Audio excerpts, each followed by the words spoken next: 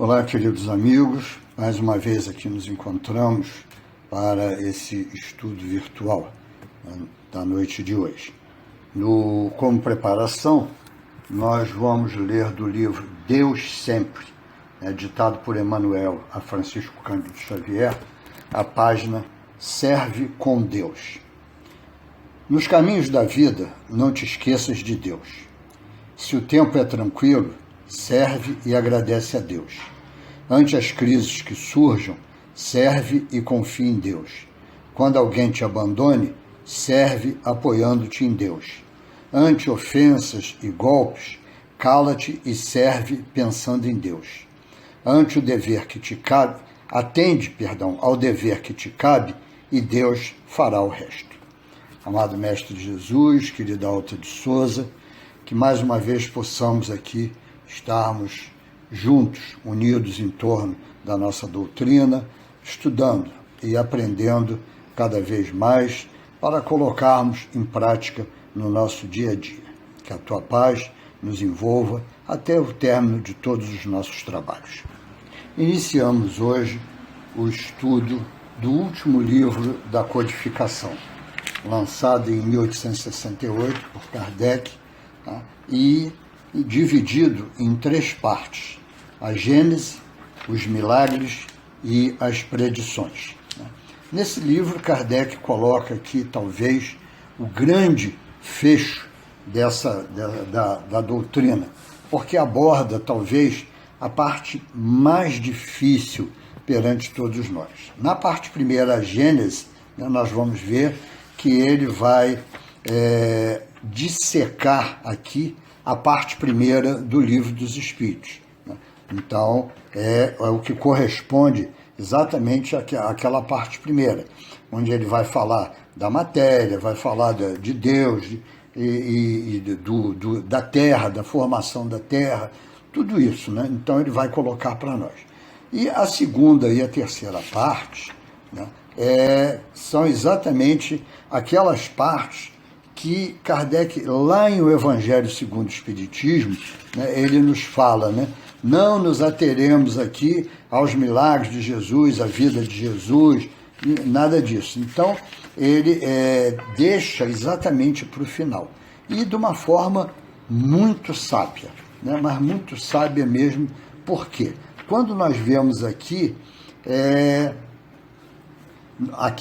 já na introdução, ele dizendo uma coisa seguinte: esta obra é, pois, como já o dissemos, um complemento das aplicações do Espiritismo de um ponto de vista especial. Os materiais se achavam prontos, ou pelo menos elaborados desde longo tempo, mas ainda não chegara o momento de serem publicados. Era preciso, primeiramente, que as ideias destinadas a lhes servirem de base houvessem atingido a maturidade, e, além disso, também se fazia mister levar em conta a oportunidade das circunstâncias. O Espiritismo não encerra mistérios nem teorias secretas. Tudo nele tem que estar patente, a fim de que todos o possam julgar com conhecimento de causa. Cada coisa, entretanto, tem que vir a seu tempo para vir com segurança. Uma solução dada precipitadamente, primeiro que a elucidação completa da questão, seria antes causa de atraso do que de avanço. Então nós estamos vendo aqui, nesse trechinho, que muita gente até passa despercebido aqui. Ou seja, a Gênese, esse livro já estava pronto, já há muito tempo. Mas Kardec, com aquela cautela dele, o que ele faz? Ele guarda tudo para o final, porque são exatamente as partes que talvez pudessem ser as mais polêmicas. Vejam que ele lança essa obra 11 anos depois do lançamento de O Livro dos Espíritos. Então, 11 anos depois, já havia uma consolidação das ideias expostas lá em O Livro dos Espíritos. Já havia um entendimento maior, nós vamos acompanhando ao longo disso, não só com as obras que vieram depois, como o Livro dos Médiuns, o Evangelho e o Céu e o Inferno. Não, mas por tudo aquilo que Kardec coloca através da Revista Espírita, por tudo aquilo que ele faz em 1862, na grande viagem que ele empreendeu, não só para ver como estava o estado da doutrina, como também elucidar, tirar dúvidas, esclarecer e ensinar, né? Quem puder, a FEB até lançou como se fosse um opúsculo separado, essa viagem de 1862, vale a pena ver, porque tem um discurso dele lá que é uma obra-prima de o quê? De consolidação, de concentração de tudo aquilo que a doutrina espírita coloca para nós. Tá? É um discurso que ele praticamente engloba os 5 livros dentro, quer dizer, os 5 não, naquela época menos de 5, né, em 1862, só existiam 2 livros, o Livro dos Espíritos e o Evangelho, já que o Livro dos Espíritos e o Livro dos Médiuns, já que o Evangelho vai sair em 1864. Então, mas ele coloca de uma forma monumental os princípios que embasam a doutrina espírita. Ora, esse livro, como nós estamos vendo aqui, né? Primeiro, a parte da Gênese, que ele vai, lá na Gênese mosaica, vai partir de lá e vai mostrar como foi a gênese do nosso planeta, ou seja, como foi a criação do nosso planeta. Né? Nós temos lá também depois aquele capítulo chamado Uranografia Geral, né? Que é colocado pelo espírito Galileu Galilei, e ali é talvez o lugar onde se corresse o maior risco, porque o espírito revela determinadas coisas muito acima do conhecimento científico daquela época. Mas hoje ele está totalmente comprovado aí, tudo aquilo que Galileu apresenta para nós lá, está todo ele comprovado. Então, Kardec foi muito cauteloso, né, em lançar essa obra, porque depois, veja que ele vai falar dos milagres de Jesus. Olha que terreno perigoso, né? Olha que terreno difícil de ser abordado, né? Porque o milagre é tudo aquilo que ninguém explica, né? Milagre é aquilo que ainda não foi explicado. E ele, através dos ensinamentos doutrinários, ele vai colocar para nós, tá, todo o esclarecimento do que poderiam ser aqueles milagres, como eles foram realizados. Daí a importância de se estudar também um outro capítulo aqui, que é exatamente aquele em que vão abordar os fluidos. Né? É muito importante isso, que a gente veja aqui esse estudo para poder entender perfeitamente essa parte dos milagres. Né? E, por último, as predições, né, que também um terreno arenoso, que tem que se tomar muito cuidado, porque você poderia estar colocando, né, interpretações pessoais em cima disso daí, né? Como eram feitas os entendimentos, os esclarecimentos, principalmente pela igreja naquela época. Né? E ele vai colocar para nós, de uma forma bem detalhada, essas predições, com base em tudo aquilo que os espíritos já haviam ensinado para todos nós. Né? Mas, voltando ainda à introdução, e agora vamos bem no comecinho mesmo,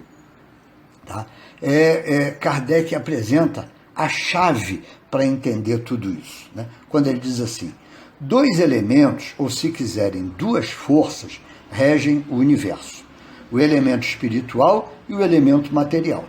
Da ação simultânea desses 2 princípios nascem fenômenos especiais que se tornam naturalmente inexplicáveis, desde que se abstraia de um deles, do mesmo modo que a formação da água seria inexplicável se abstraísse de um de seus elementos constituintes, o oxigênio e o hidrogênio.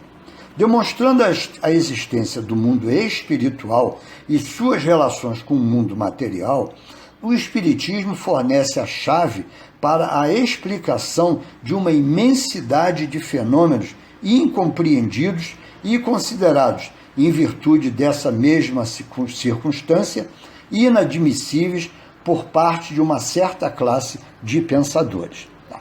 A que Kardec está se referindo aqui? É que, desde a antiguidade, você tinha dois tipos de pensamentos. O pensamento materialista, aquele que olhava os fenômenos e tentava explicar como os fenômenos por força da natureza. Lembre-se que naquela época, né, a química moderna é que estava começando a aparecer para nós, para explicar uma série de fenômenos materiais. E a outra, que era do domínio das religiões, que era o aspecto espiritual ou o aspecto sobrenatural. Então havia um embate muito grande, porque a ciência não aceitava esse aspecto sobrenatural, esse aspecto espiritual, assim como os religiosos, os crentes de um modo geral, não aceitavam determinados fenômenos da natureza ou que aconteciam, porque não tinha explicação. Como não tinha uma explicação científica, eles achavam que aquilo era milagre. Tá? E Kardec, até numa outra obra, ele nos fala muito bem, né? Milagre é tudo aquilo que a ciência ainda não explicou. Tá? E é uma verdade. Né? Então, só que ele acrescenta uma coisa diferente nisso tudo aí, né? A interação entre o princípio espiritual e o princípio material. Quantos fenômenos daquela época eram incompreensíveis exatamente porque os materialistas, os cientistas, não aceitavam essa interferência do princípio espiritual na matéria, assim como até os próprios religiosos também não aceitavam essa interferência da espiritualidade em cima da matéria, para o ocasionamento de certos tipos de fenômenos tidos como inexplicáveis ou tidos muitas das vezes, né, como milagre. Né? E é isso exatamente que Kardec propõe aqui dentro desse livro, né? Fazer essa explicação, mostrando, né, que não é só o fenômeno químico existe, o fenômeno material existe, né? O fenômeno de agregação, desagregação da matéria, tudo isso existe, a formação do universo, tudo isso existe. Mas existe uma série de coisas que nós vamos ver que existe algo mais por trás disso tudo. Né? Hoje nós estamos vendo que aquilo que a proposta de Kardec naquela época, aos poucos está se cumprindo. Né? Aos poucos está se cumprindo. Por quê? Nós vemos já estudos, né, não só dentro da doutrina, como fora da doutrina, que propõem exatamente essa experiência espiritual. Né? Nós vemos lá na Universidade Federal Fluminense, hoje existe uma cadeira, tá, falando exatamente sobre espiritualidade, não espiritismo, mas espiritualidade e a influência, né, no meio, nas doenças, em tantas outras coisas mais, nas curas e tantas outras coisas mais. Então vejam que Kardec, ele previu realmente lá para frente, né, com essa obra daqui. Ela é muito importante para nós entendermos uma série de fenômenos, para nós entendermos tudo o que acontece à nossa volta com essa união, princípio inteligente ou princípio espiritual e o princípio material.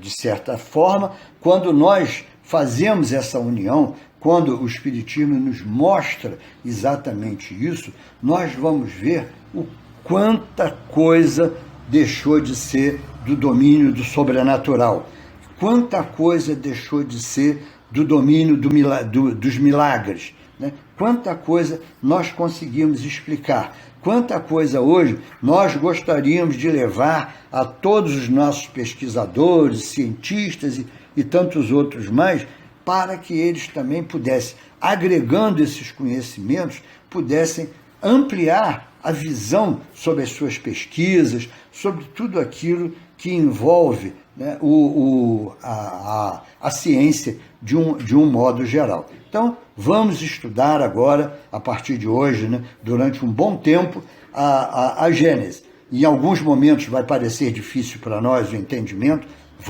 mas vai valer a pena lá tarde. Que Jesus nos ilumine, guarde e abençoe, e que possamos, mais uma vez, agradecer por essa oportunidade de estudarmos.